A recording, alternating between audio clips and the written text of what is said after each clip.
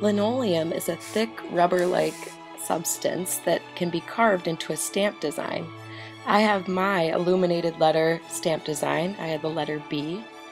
Now I'm going to use a 6B drawing pencil, and you could use a 6B, 5B, ebony, doesn't really matter, it just needs to be a dark lead. And you need to go over all of those lines that you made with your pencil before. Make sure you go over all of the lines, don't miss anything, otherwise it might not transfer.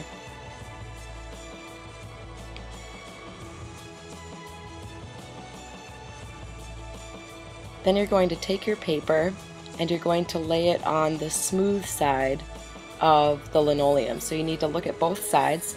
The smoother side is the one that we need to transfer the image onto. So make sure you have the smooth side facing up, and then you're going to take your paper with your design on it and flip it over and line it up, and then you're going to need to hold it in place and don't let it move at all. Begin burnishing with your finger, and this is going to transfer the graphite lead to the linoleum, so your design will be transferred.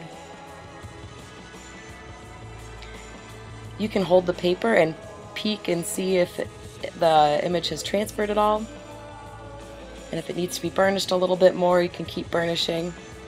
Just make sure you don't move it, otherwise it's going to be a double image. You'll notice that it's backwards, and it's actually going to be backwards because when we print with it, it'll print the correct way then. Now these are lino cutters, and lino cutters come with a variety of different blades that can be switched out. So there's wider ones and smaller ones. Now these are really sharp, so you need to make sure that you're very careful when you're using them. Whenever you're cutting with a lino cutter, always cut away from yourself.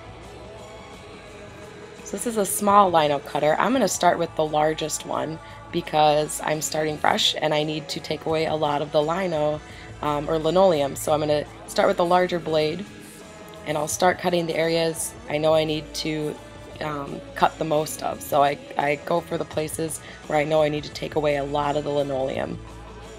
So I'm going to start on the outside. So always cut away from yourself. That way if you slip or have any issues, the blade will go away from yourself. It won't jab into your finger or jab into your hand. That can cause a pretty nasty cut. So you want to make sure that you're always safe.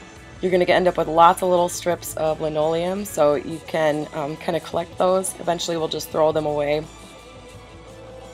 And you need to make sure that you cut enough away so the part that you cut won't print onto your paper when you start printing. Now this process was sped up in the video. This took me about 35 minutes total. So it did take me a little while. It's probably going to take at least a class time, if not two, to finish cutting out your linoleum.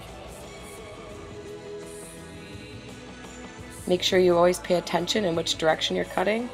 Make sure you pay attention that you're cutting away from yourself. Pay attention to the edges.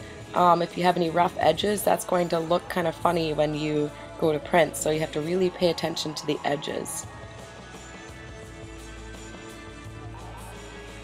I'm now going to use a smaller lino cutter to cut away smaller details. So I started larger with the larger blade, and now I'm going to move to the smaller blades.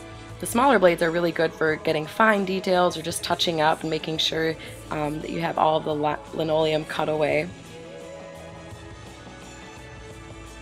And I'm pretty much finished, and I'm ready to start printing with my new illuminated letter stamp.